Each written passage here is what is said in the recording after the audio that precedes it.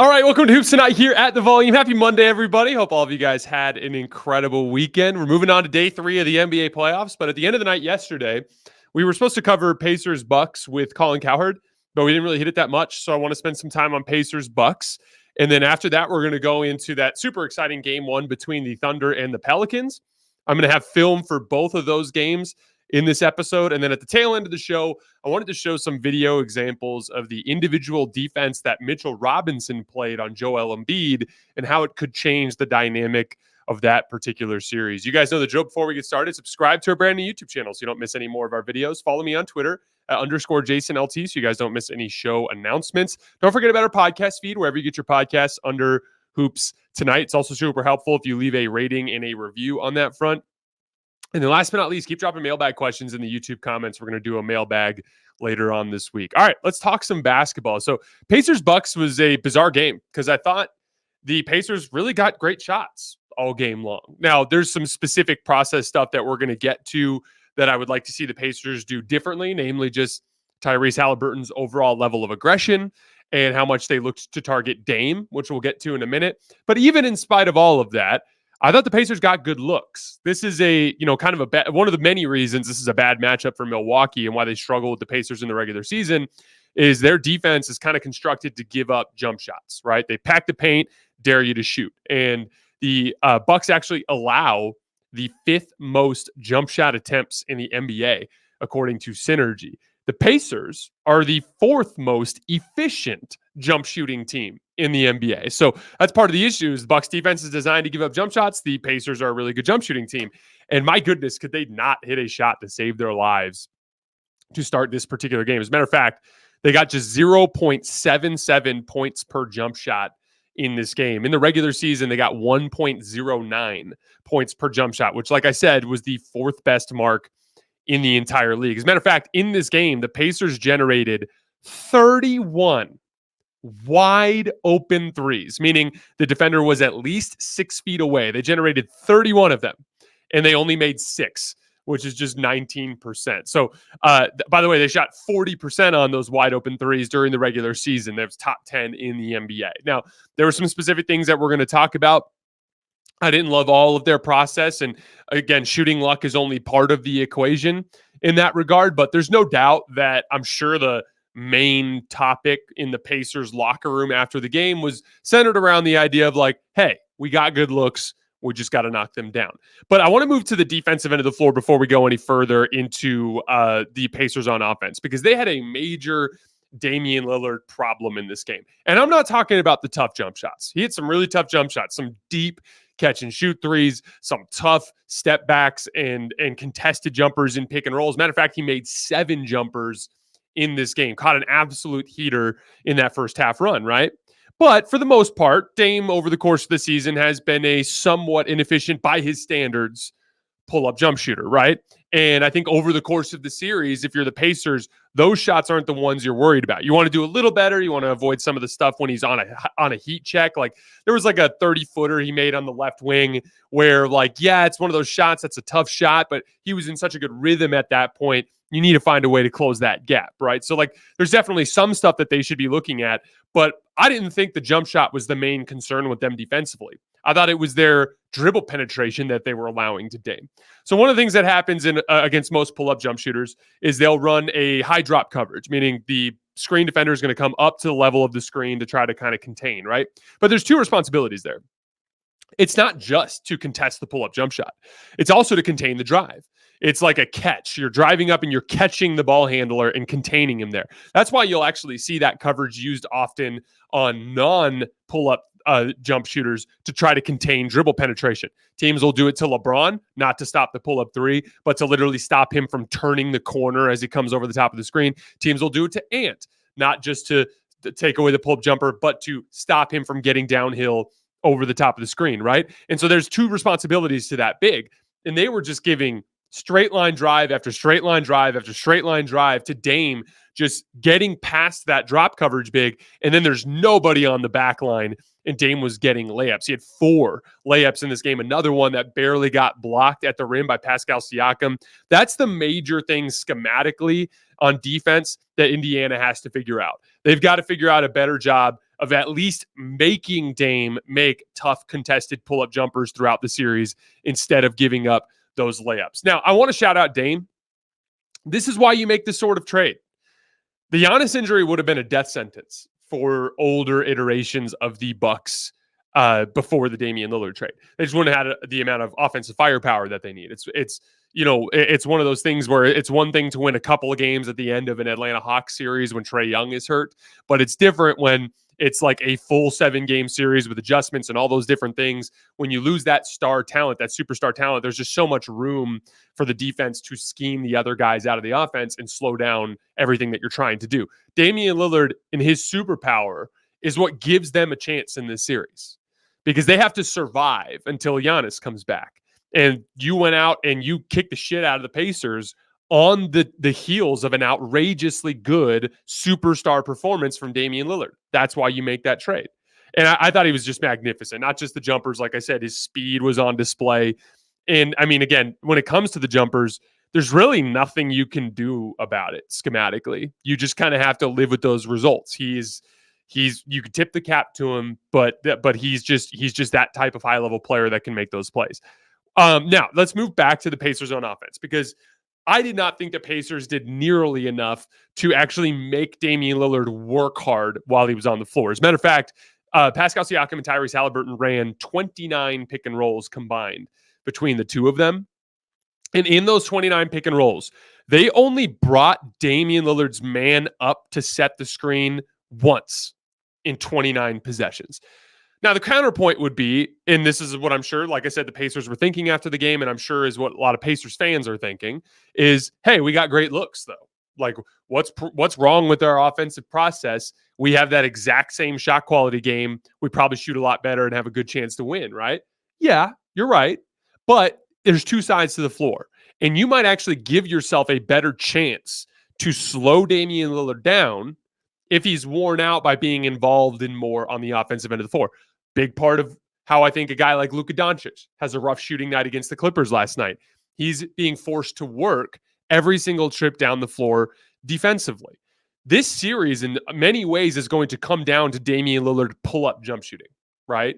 As I've said so many times on the show, pull-up jump shooting is not nearly as much a touch thing as it is a lift thing. These guys are such elite shooters that once they actually get to their spot and get their lift, the end of it's just a jumper. The end of it is the same shot they shoot thousands of times when they're in the gym by themselves, right?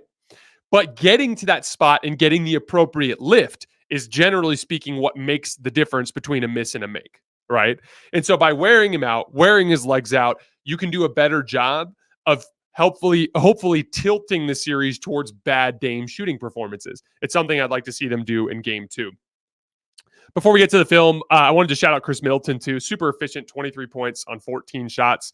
We talked about him needing to do some work on Nesmith in the post. He scored on him twice in the post in the first half, and I thought he hit one of the biggest shots of the game there in that fourth quarter, at the beginning of the fourth quarter. So the Pacers kind of settle down in that third quarter. They start to get the same high-quality shots and start to hit them, and they get it back to 12 going into the fourth quarter. And Chris Middleton hits a contested pull-up 3 at the start of the fourth quarter that just immediately pushed it back to 15 and kind of changed the feel of the game.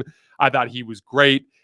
Just a big-time win for the Bucks. Again, like I said, I think the key to this series is getting to game 4 with the Bucks up 2-1 rather than down 2-1. I think if they're down 2-1, even if Giannis does come back, it's just a lot to ask to try to beat a good Pacers team that kind of is a tough matchup for you that 3 out of 4 times. So I think it's going to be critical that the Bucks get one of these next 2 games, and you just made your life a hell of a lot easier by winning game 1. Again, big adjustments for Indiana, bringing Dame into screen actions more. Their bigs have to do a better job of containing Dame when he's coming off those screens, and then also better backside help rotations. You guys will see some examples in the film here in a second. And then again, got to hit those open jump shots that you generate. All right, let's take a look at some film real quick before we move to the next series. So I want to show you guys some examples of the Pacers struggling to handle Dame getting downhill in the ball screens, right? So here's our configuration here as Dame is getting ready to come down. So as soon as this 3-man action happens, even though Turner is originally on Lopez, Siakam and Turner switch, right? So Turner's now on Portis, Siakam is on Lopez. again, as we talked about before the series, you kind of have to concede pick and pop threes to Lopez. So at this point, because Nembhard is attached and Siakam is up here, he has one job, and that is to contain Damian Lillard. And he's going to allow him just to go right around him to the basket and get a left-handed layup. I understand the desire to take away the pull-up jump shot, but even if he elevates here, Andrew Nembhard's in position to offer a rear view contest. Pascal just has to do a better job containing this driving angle. And again, you're going to see it's just like possession after possession that this was an issue in the first half. This time he doesn't even get to the screen. So he comes down and we're going to get a Lopez screen. And literally, Turner's not going to be far back enough. And when Dame kind of makes this dribble move to the right, he's going to actually go right around Nembhard and not even use the screen. But look at where Turner is. He's not in position to contain, gives up the angle. Dame gets right around him, gets that left-handed layup off the glass. Again, the pull-up jump shots, there's only so much you can do anyway. And over the course of the series, you like that if that's the best that Milwaukee can do is tough, contested Dame pull-up jump shots. This is the kind of shit that's going to get you beat. If you let him have 4 or 5 of these a game, that's where you're going to have your bigger picture issues. Same kind of thing here. Siakam actually blocks this one, but gives up too much of a driving angle. Okay, so one of the things that the Bucks were doing too, and I thought this was really smart, is this like kind of 2-man staggered screen, right? So because Chris is going to set the second screen in this action, Turner and Siakam, there's a very easy fix here. You literally just have Turner drop back and Turner take the drop coverage responsibilities, and you basically have Siakam stay glued up to Middleton. Instead, they have Siakam manage this angle, and Turner stays glued up to Lopez, way up here at the top of the key. Again, that's a waste of what Turner does best. He's a rim protector. You're taking away a three-point shot from a high-volume, relatively low-percentage three-point shooter in Brook Lopez at the expense of this driving angle. Once again, Dame's able to turn the corner. Siakam just happens to get him this time on the glass. But yeah, I think the easy solution there is you just have Turner drop and you have Siakam manage anything up at the three-point line. Jalen Smith, it was definitely rough. Here's an example of Jalen just taking a really bad angle in his drop coverage. So here we go. Simple ball screen action, right? Jalen, again, is look at how open he is. Look at his feet. So as Dame's coming off the screen, look at his feet. He is not in any position to cut off a drive to this left-hand side. So again, there's 2 responsibilities here. You're here to offer some sort of contest on the pull-up 3 if TJ McConnell gets caught, but your primary responsibility is to catch the ball handler and prevent him from getting downhill. Because of that angle, and again, if you would have shot a pull-up jump shot here, TJ's there for back pressure. TJ's there for a rear view contest. But instead, Jalen Smith has this open angle, and Dame just goes right around him and gets an easy layup. That's the kind of stuff, once again, that they have to figure out. That's not allowable. The pull-up jump shooting, some of that's out of your control. This has to be taken care of, though. This is a kind of a different configuration because it's a 5-shooter lineup from Milwaukee. So, again, Bobby Portis is playing center here. Malik Beasley, great shooter. Green, great shooter. Pat Connaughton, decent shooter, right? Dame, great shooter. Bobby Portis been red hot tail end of the regular season, right? So, this is a difficult action to guard in general. But once again, even though all of these jump shooters are a threat here, your primary responsibility is to take away the rim. Because, again, let's say all these guys shoot 40%. Guess what 40% is? That's 1.2 points per shot, okay? Guess what this layup is? That's going to be, and Dave actually draws a foul on that one, but that's going to be a play that's going to result in closer to 1.7, 1.8 points per shot. So again, what I would like to see here on this dribble handoff, especially with Connaughton in the position where he's not able to shoot immediately, he's got to get his feet set. Toppin has to catch this drive and they have to rotate. If anything, this should just be a switch.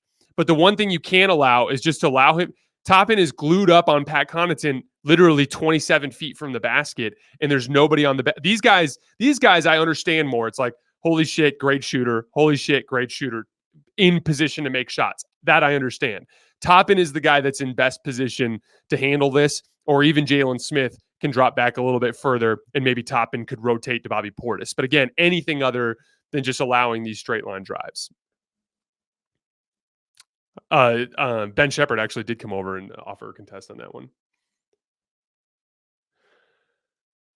All right, last one on this configuration that I wanted to get into. This is another one where Miles Turner was just way too glued up on Brook Lopez on the weak side. So again, we got Nembhard on Dame.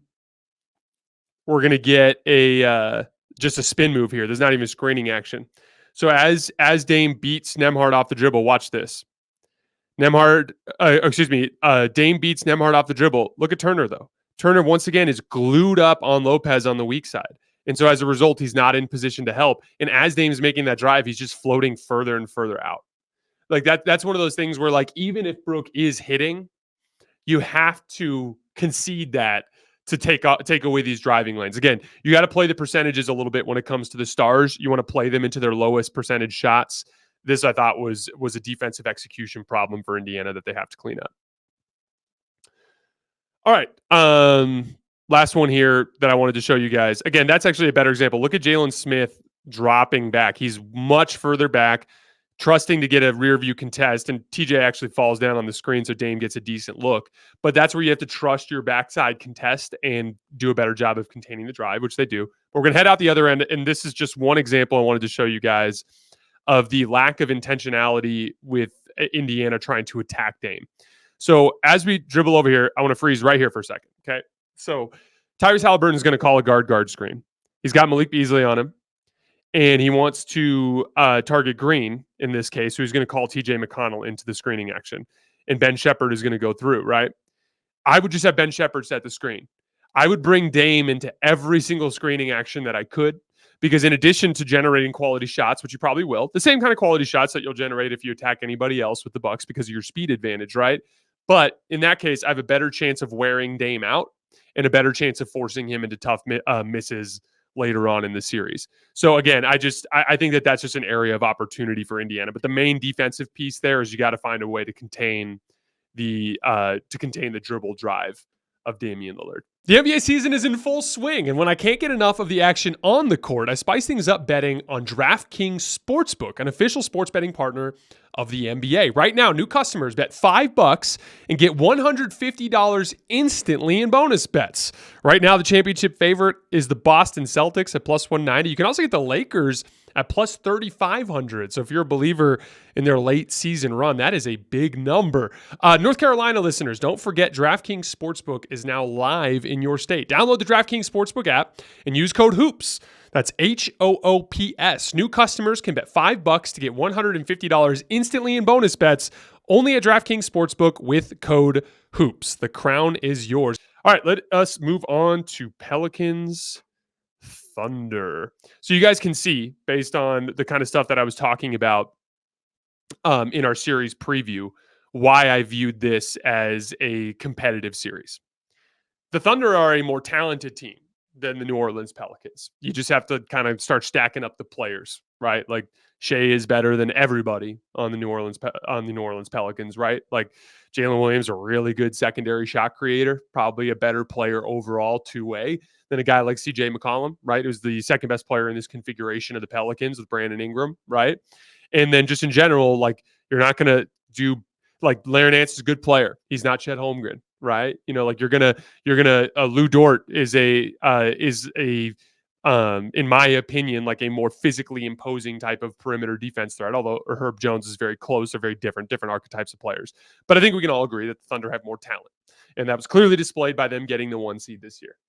That said, the Pelicans defense is built to slow down this type of offense because they just have a steady diet of high-quality perimeter defenders that can switch. And so they can shut down screening actions and they can force your perimeter-based initiation to operate against unfavorable matchups. And so we saw a steady diet of Herb Jones and Najee Marshall on SGA. The other guys can all do a decent job. Trey Murphy had a bunch of really solid possessions against Shai. Larry Nance did a solid job. I thought CJ McCollum was clearly their best option to hunt, and they went to that a lot down the stretch in the fourth quarter. That's actually how Shai hit his game winner. Little guard-to-guard screening action to get CJ switched onto Shai. Shai attacked him. Didn't like the and one call. I thought it was a bad call, but it was a nice shot. Got a quality look there, and Shai knocked it down. But in that configuration that they went with late, when you have Trey Murphy, Larry Nance, CJ McCollum, Herb Jones, and Brandon Ingram all out there together, there's just not a great option for them to attack. Even with CJ, who was the best option, I thought CJ did a pretty solid job on the majority of his defensive possessions, right? So what's nice about that is, like, the Thunder obviously have the same advantages, right? They can keep Lou Dort on Brandon Ingram, right? Like, they can keep Jalen Williams on CJ McCollum. They can run higher quality perimeter defenders against the Pelicans initiators too. It's a problem that goes both ways. One of the biggest possessions of the game late, Kason Wallace came in and did a really nice job on CJ McCollum and forced him into a tough step through 3-point shot, right? The lowest quality shot that the Pelicans could have hoped for in that sequence. So, like, they present the same problem. So what does that mean? This whole series is going to be about perimeter shot creation against high level perimeter defenders. It's going to come down to high level shot making, meaning like one-on-one type of plays, like the big shot that Shai hit to tie the game over Herb Jones late, which we'll see in the film here in a minute, or the shot he hit against CJ. High level closeout attacking, taking advantage of closeout opportunities and being able to convert those to points when a really fast defender is able to chase you off the line and there's rim protection waiting at the rim. There's room in the middle of the floor for guys to make plays off the bounce. That's going to be a huge area of this series, closeout attacking. It's going to be a showcase of modern basketball. These are not, throwback brute force teams like the Lakers or the Minnesota Timberwolves or the Denver Nuggets, right? Or the Philadelphia 76ers, the Milwaukee Bucks. These are new school, perimeter oriented, relatively thin, highly skilled lineups, right? And the advantages physically have to do with quickness and length rather than size and strength, right? So that's kind of the kind of like foundation of this series, which I really, really appreciate. It's cool because the two best advantages for both teams. For the Pelicans, I really, really liked Brandon Ingram and pick and roll. I thought that was where they got their best opportunities. I talked before the series about Brandon Ingram's pick and roll passing. I'm going to show you guys some clips to kind of demonstrate. I thought the Pels got their best quality looks out of those types of configurations. And then for the Thunder, it was about hunting transition opportunities as much as possible. They had an 85 offensive rating in the half court and a 156 offensive rating in transition. So they're literally twice as effective when they can get out in transition in this matchup because of the quality perimeter defenders that New Orleans has when they're loaded up. When they do get into the half court, I think their best bet is to just keep hunting CJ McCollum. Again, not just for the shot quality, kind of like what we were talking about with Dame earlier. CJ is going to be a very important shot maker for the Pelicans in this series. And he was literally the guy they went to at the end of the game to try to get a three, right? So with that being the case, play into the fatigue element, wear him out, bring him into actions, see if you can't force him into some misses. All right, let's go take a look at some film. All right, so this first one is an example of Brandon Ingram's pick and roll passing. One of the things I talked about in the series preview is he is one of the best forwards in the league because of his height and length, and he just has a good feel for floor vision. He's really good at making the skip pass, which is the best way to beat modern NBA defenses who are constantly tagging the roller from the weak side, right? So we got J-Dub on Ingram, right? And we're going to get a staggered pick and roll with Trey Murphy and Jonas Valanciunas, right? And as Jonas slips, Chet's in a high drop, right? So Chet came up to the level and Jonas got behind. Because Jonas got behind, Shai is the guy that's got to kind of slide over to Jonas. Brandon Ingram immediately makes the skip pass and generates a high-quality corner three-point shot for Herb Jones. That's a really easy way to and you can actually run that same configuration with Herb Jones in the action and to make sure it's Trey Murphy on the weak side. But I love the idea of running stuff like this to prevent Brandon Ingram and CJ McCollum from constantly having to attack high-level isolation defenders one-on-one. Get the defense in rotation, play advantage basketball. This next clip is an example of the Thunder hunting CJ McCollum in switches. So you're going to see here, Lou Dort's got CJ on him. Brandon Ingram's guarding J-Dub. Here comes the screen, concede the switch. Now J-Dub's going to start working against CJ McCollum. And again, there's a counter for this. We've talked about this with all these teams in the league where teams are attacking matchups. There's no real threat there, and Lou Dort's not a great movement shooter, so just hedge and recover. There's no reason to give the switch just for the sake of giving the switch. J-Dub's able to easily get downhill and create enough separation. That's solid defense, by the way. Like I said, I want to give CJ McCollum some credit. All these buckets, and you're going to see them down the stretch. This is a good contest. Like, I mean, basically high-fived him on the shot. The point is that probably gets blocked by Herb Jones. It probably gets blocked by Trey Murphy. Okay, so like, and you'll see both Trey Murphy and Herb Jones forced some bad misses down the stretch from J-Dub and SGA, but they were able to find a more favorable matchup. And again, in the playoffs, it's not about finding great shots because it's hard to find great shots. It's about finding the highest quality shots that the defense will allow. Here's an example of Herb Jones's individual defense on SGA. So, ball's going to end up in Shai's hands here on the kick out from Chet. And he's going to go to work. Herb Jones just has the ability to absorb contact and bother shots with his length. He's going to force Shai into a bad miss here. Again, cuts off the drive, forces him literally into an air ball.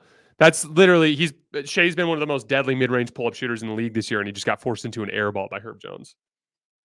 Here's another example of Brandon Ingram's passing in pick and roll. It's going to come off of a back screen for Herb Jones to get a matchup. So he did that to get Shai switched onto him. Comes off the screen. Again, Chet in a high drop. Jonas rolling. Giddey tagging. Swing pass to Trey Murphy. Okay. Now Trey Murphy's attacking and closeout. I don't like this read. I thought he should have ripped more towards the right. He took kind of a bad angle. But playing advantage basketball is going to be the Pelicans' best opportunity to stay competitive in this series. So I like the setup, even though I don't like the finish of that play.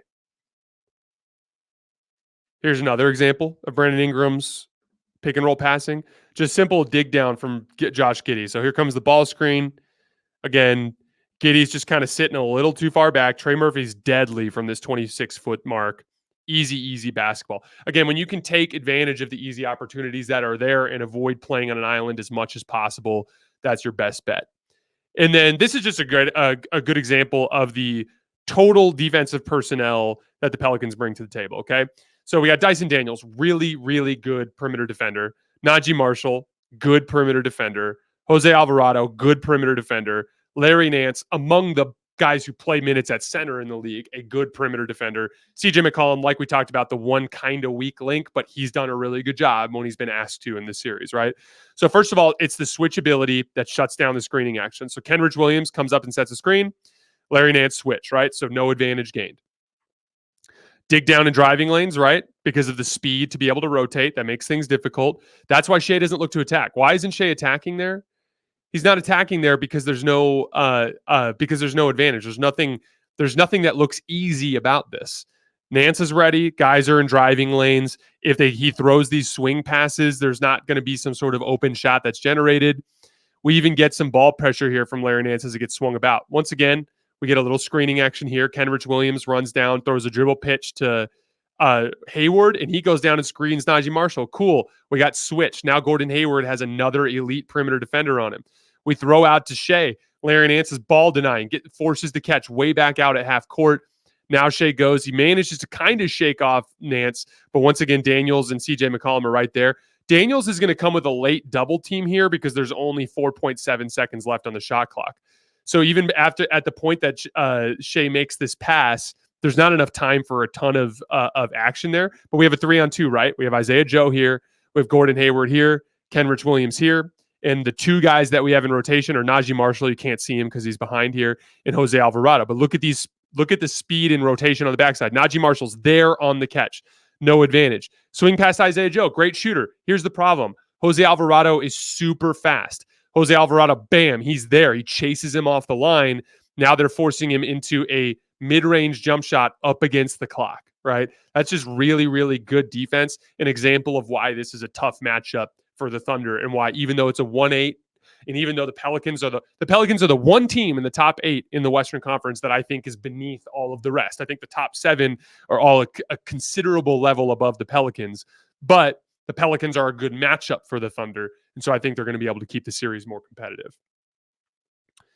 These next two clips are going to be just some examples of the problem with playing with Jonas Valanciunas on the floor. Killed him on the glass, did some damage underneath the rim, but on the defensive end is where he becomes completely unplayable. As you can see here, they can't switch, so they're going to run a drop coverage, which is going to allow downhill rim pressure. So you'll see on this ball screen from, I think it's J-Dub, if I remember correctly. So J-Dub ball screen with Trey Murphy. Because Jonas is in a drop, Jalen Williams is able to get downhill, and he draws Najee Marshall to help. That generates a closeout opportunity. Aaron Wiggins beats the closeout. Literally, Jonas Valanciunas is just too late in his rotation and just commits a silly foul and gives up an and one. That's just bad defense. And you're going to be super vulnerable to any sort of Chet pick and pop because of Jonas's lack of speed.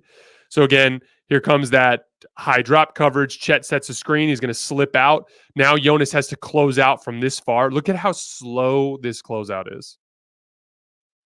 And so it's an open three for Chet. So again, I think their best bet is to lean into Nance in that switchability and perimeter defense dynamic as much as possible. Here's another example of Brandon Ingram making a play in pick and roll.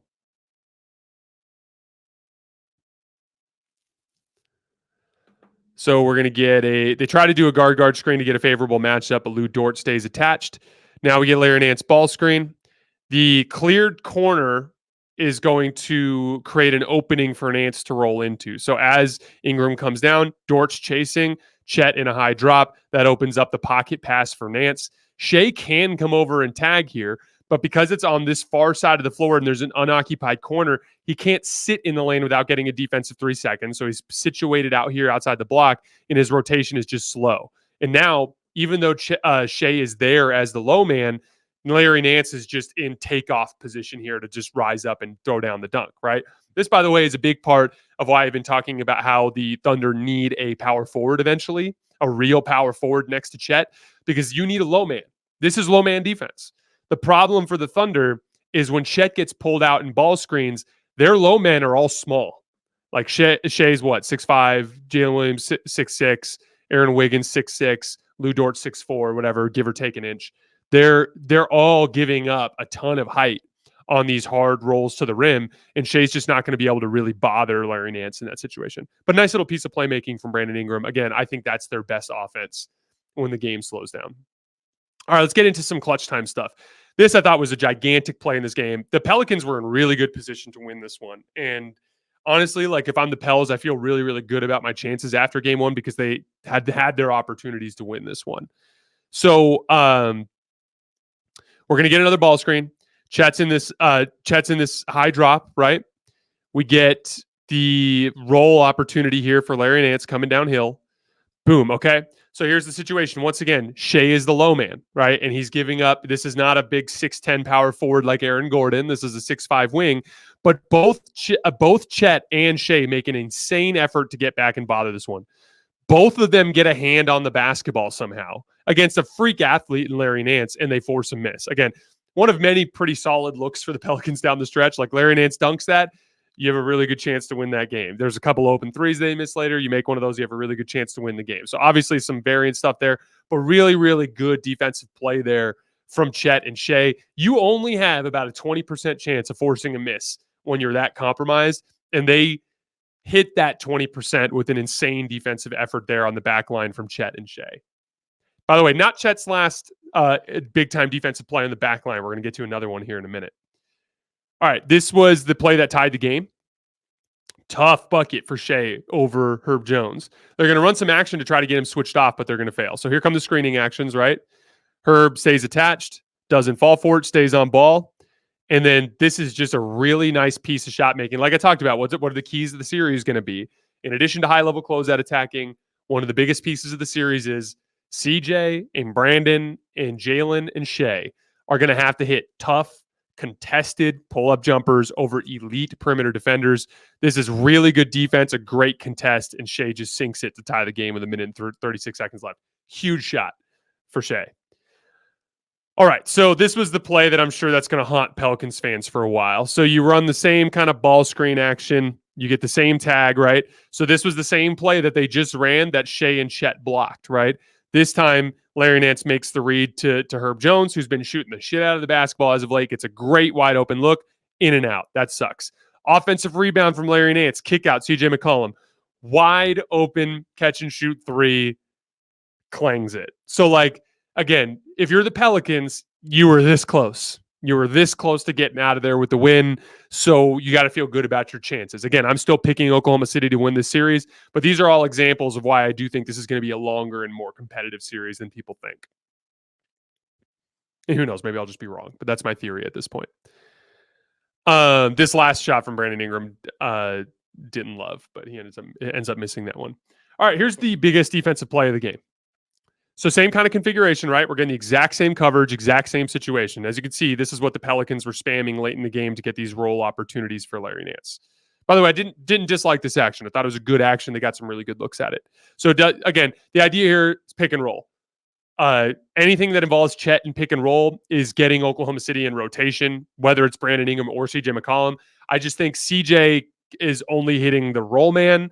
Brandon Ingram is capable of skipping this process entirely. So again, like Brandon will be able to kind of get down into this range and bring Shai over and make the pass directly. That's just one of the advantages of going through him instead.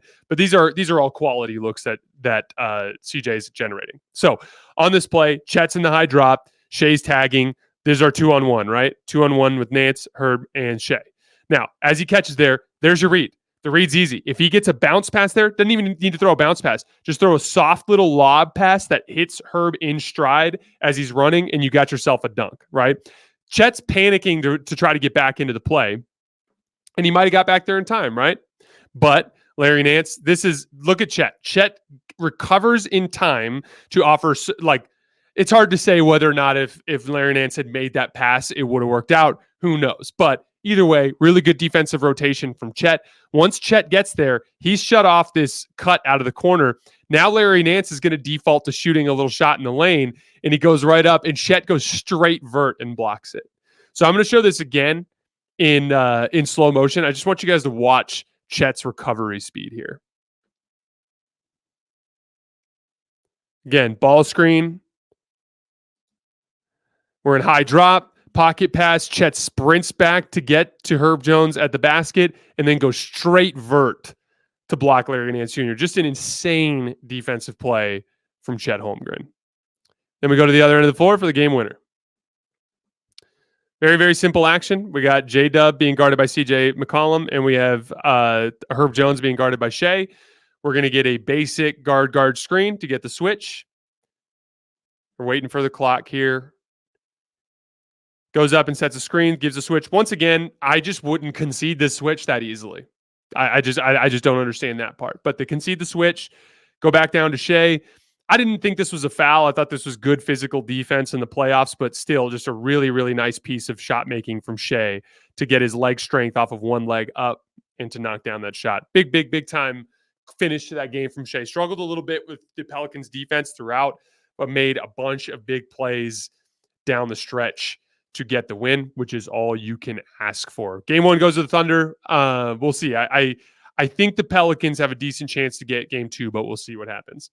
All right, let's move on to our final topic of the day. We're going to be talking about Joel Embiid and the Mitchell Robinson matchup. So if you guys remember, I talked a lot after the Sixers-Knicks game that one of the most encouraging pieces of information that came out of that game was, holy shit, Mitchell Robinson might be able to guard Joel Embiid pretty well. Because, again, the half-court shot-making dynamic skewed heavily in Philadelphia's favor. They outscored the Knicks by 22 points per 100 possessions in the half-court. They just got absolutely dominated on the offensive glass and in transition. So for Philly, your whole angle coming into game two is we just have to find a way to hold up better physically. If we hold up better physically in transition and on the glass, we should dominate them in the half-court. We have more offensive skill. But the one thing for the Knicks that can kind of swing that back towards their favor is what if this guy, Mr. Mitchell Robinson, can physically match up with Joel Embiid and make his life more difficult. So I pulled 5 clips to kind of demonstrate the job that Mitchell did on Joel Embiid. This is going to start with a transition pull-up 3. Watch Mitchell. So Mitchell's kind of on his heels. Joel's coming down at him. And Embiid gets into his high hesitation, and Mitchell literally blocks him on the 3-point shot. So that's going to be the key here. The whole thing that I'm talking about here is Mitchell's ability to give space while also having the length to rise up and contest shots. To put it simply, I talked about this on the show after the Knicks-Sixers game, after game one on Saturday. But most defenders who guard Embiid either have to play off of him, and Embiid can just comfortably get into that jab step jumper, which he's hitting well over 50% this year, or they can get close to him and press him, but then they start committing fouls because Embiid's so good at manipulating that shooting pocket to catch people's arms in the cookie jar, right? Mitchell is uniquely capable of closing that gap without having to physically be in his airspace. So he can play back and bait Embiid into those pull-up jumpers and then take one step forward and reach his arm up and get a really, really good contest. And you're going to see some more examples of that here on tape.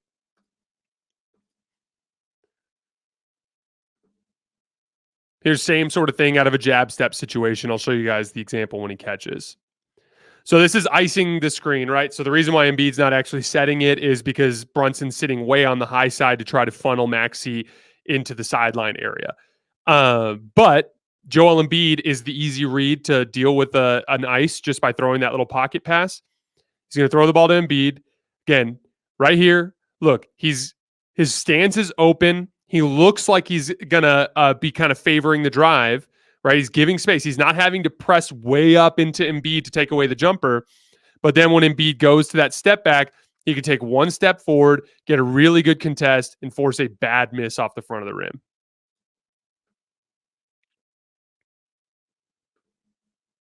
Now we're going to see a couple examples out of the post. So this one's on the right block. He's going to try to back him down. Not going to get great separation. He's not easily dislodging him, so he's going to go to a left shoulder fade. As he goes to this left shoulder fade, look at the contest from Mitchell Robinson. Great contest, forces literally an air ball. Same sort of thing here on the left block. Obviously, there's help defense involved. No defender can guard a guy one-on-one. There's obviously help defense involved. But this is really, really good physical defense. He's jockeying for position. Look at where he forces the catch. Embiid's right foot is literally about 18 inches from the three-point line. He's forcing a deep catch, so he's doing his work early. Embiid tries to bully him as he gets into the lane. He's got him kind of swallowed up. Now, Embiid's throwing a hell of a chicken wing at him there to try to get into the lane. And look at that. Closing the gap, forcing a bad miss out of the post. Like, you don't see too many 6-foot left shoulder hooks that miss that bad. Now, so if we've just went over all the examples of Mitchell Robinson being able to close the gap, especially as a jump shooter, what's a counter for Embiid to attack as we look into game 2? I would look to do aggressive rip-throughs off of the catch in these triple threat situations. So one of the things I really like, as Embiid pops here, Maxey throws the pass to him at the three-point line, but Embiid uses a little footwork trick to get better position. Watch where Embiid actually establishes his triple threat on the catch. So he brought the triple threat in a good solid 4 feet, right? The other thing, too, is as he does that forward move, it gets Mitchell on his heels. Watch Mitchell sliding back on the catch, right? So he catches here, but watch Mitchell's first few steps. They're backwards. Bang, bang, bang. He's taking 4 steps back. He's on his heels. What I like about this is instead of trying to go to some sort of jump shot move, Embiid's just going to make a physically aggressive move on the catch on a rip through. See? Rip. Get that. Now, Mitchell absorbs the contact, but then Embiid goes to that Euro step inside and is able to draw a foul. And I think that's honestly going to be Embiid's best route to attack Mitchell under these circumstances. Physical aggression, quick, decisive rip-through moves. You might even be able to get him into foul trouble there. And then in that case, if Isaiah Hartenstein gets back onto the floor, you like that matchup better anyway. All right, guys, that is all I have for today. As always, I sincerely appreciate you guys for supporting the show. We will be back tonight live on YouTube after the final buzzer of Nuggets-Lakers game 2. I will see you guys then.